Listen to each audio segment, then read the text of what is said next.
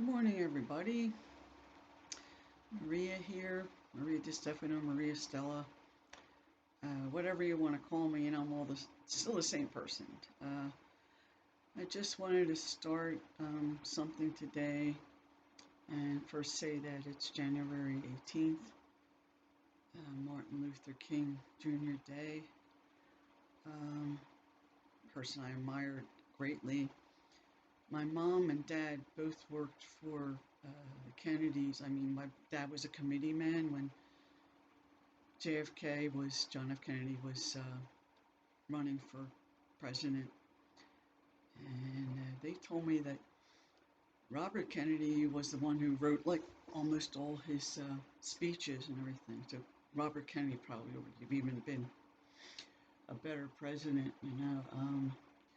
But they both were supporters of Martin Luther King.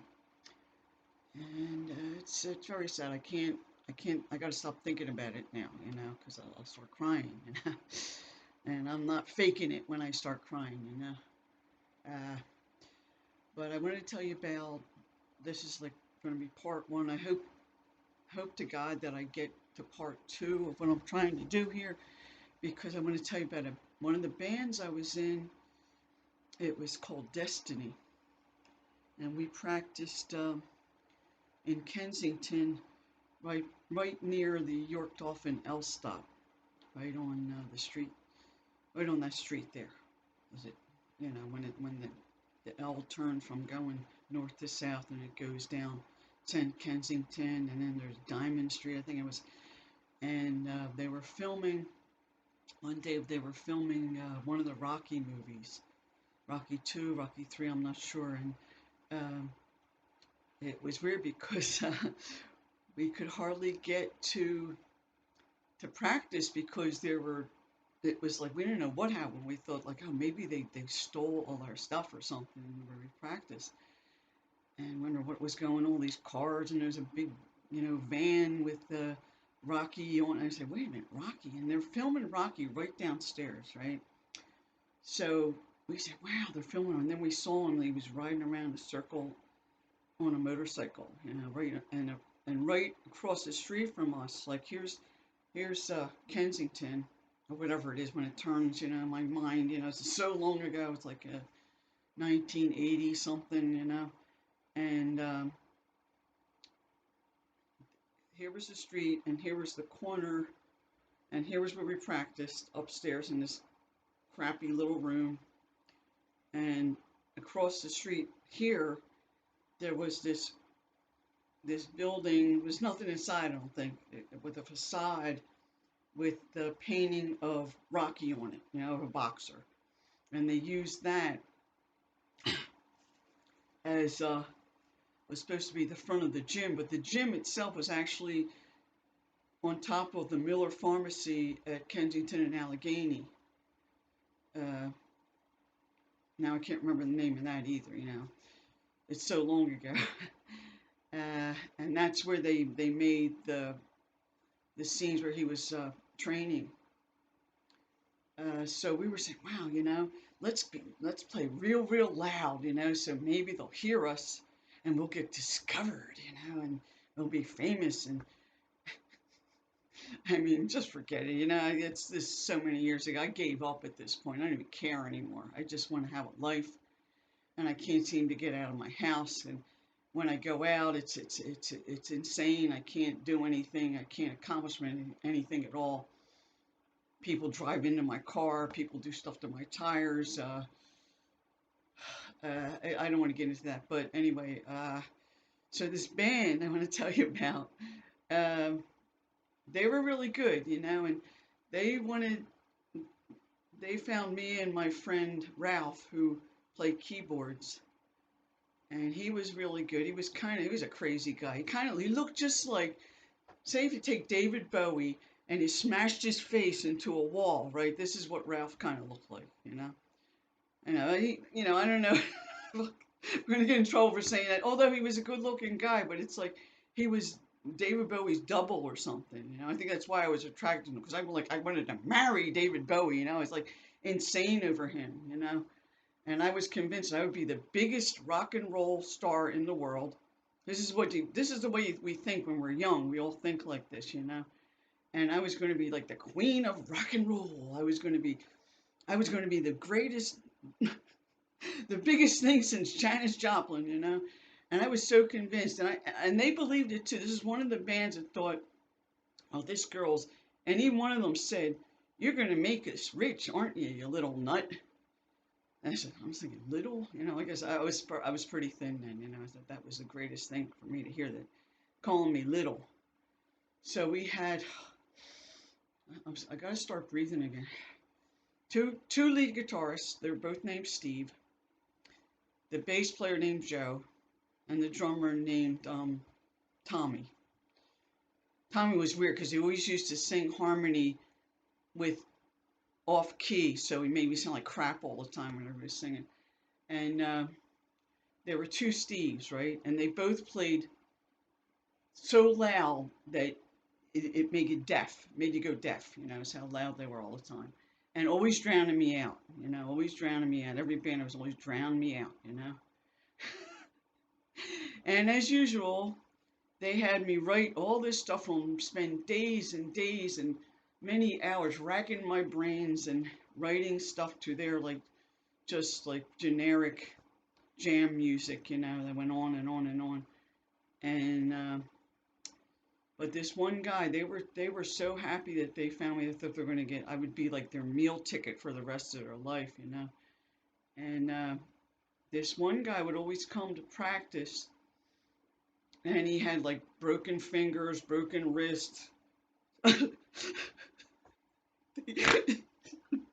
mean, it's not funny, but it's just so unbelievable, the things that people do, you know. Either you laugh or you cry, you know.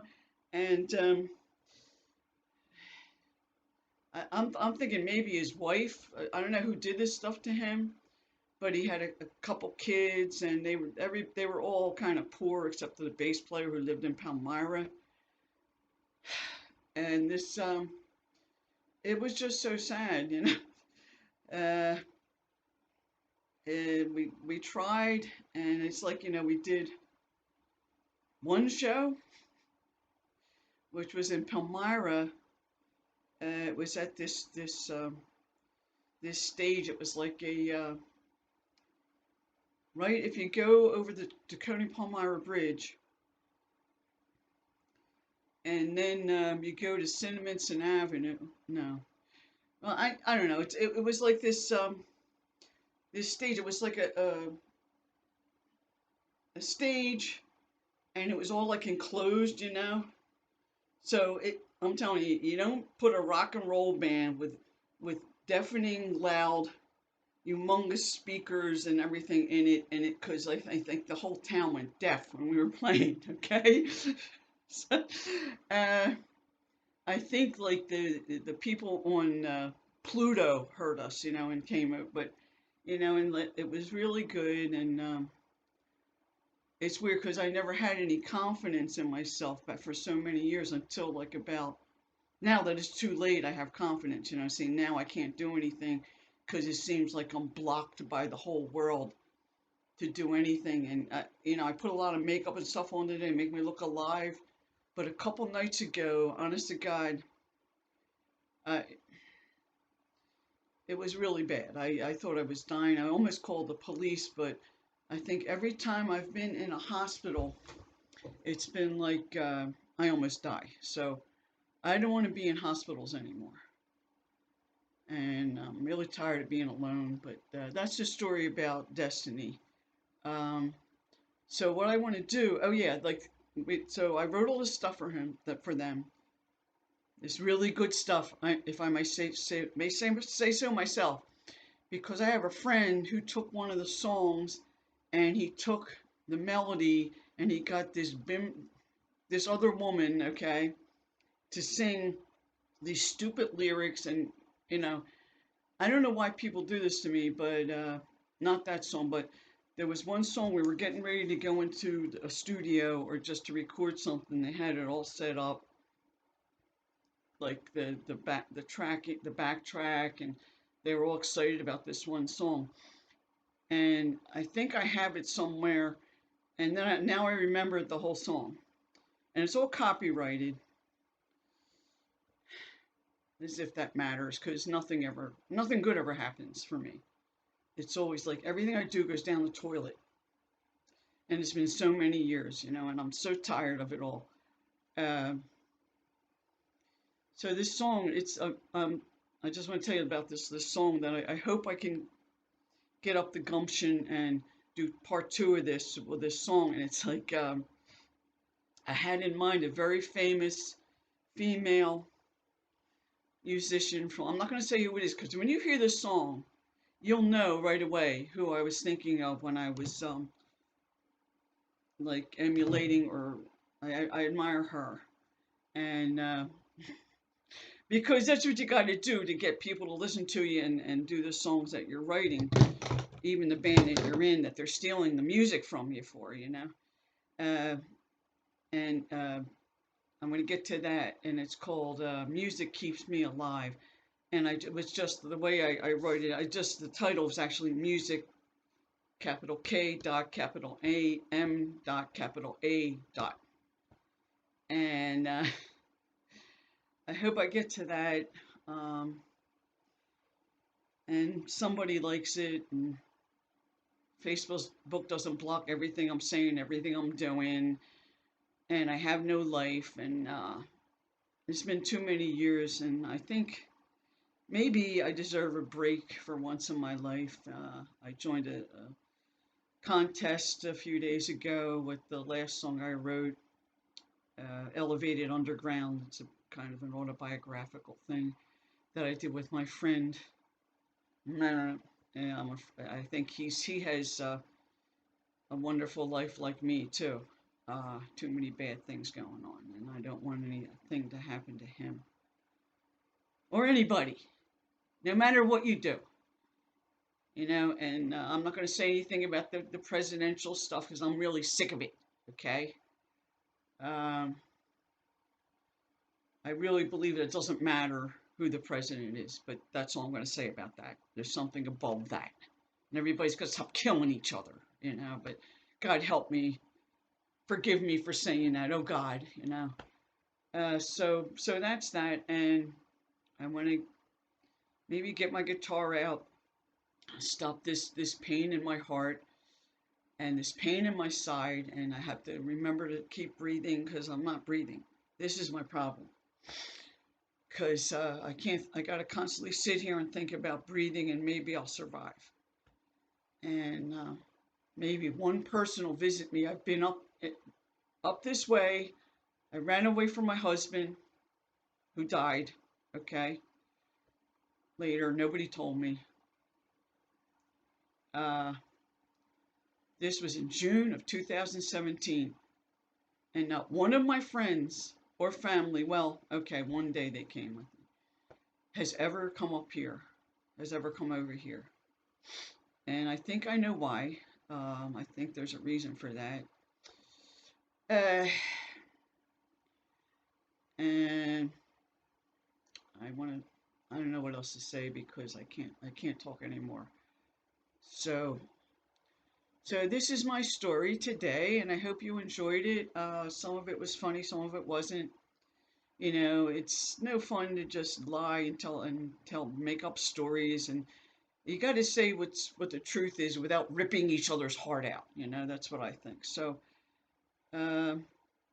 remembering Martin Luther King very fondly, and that's the truth. You could say I'm lying. I don't care. Okay. I hope I can get out and see you, but I do not go out by myself anymore. This is the thing. I do not go out by myself anymore unless I absolutely have to. If I need food or water or something, and hope that somebody doesn't drive into my car again. And I'm in a space where there's 3 different counties in the little spot that the accident was on. This guy drives right into me and nails in my tires. And, when's it going to end? Okay, I'm dying, and I can't stand being alone anymore. But, it's not the end of the world. I'm not going to kill myself. Don't worry, I'm not going to kill myself. I'm not going to kill anybody else.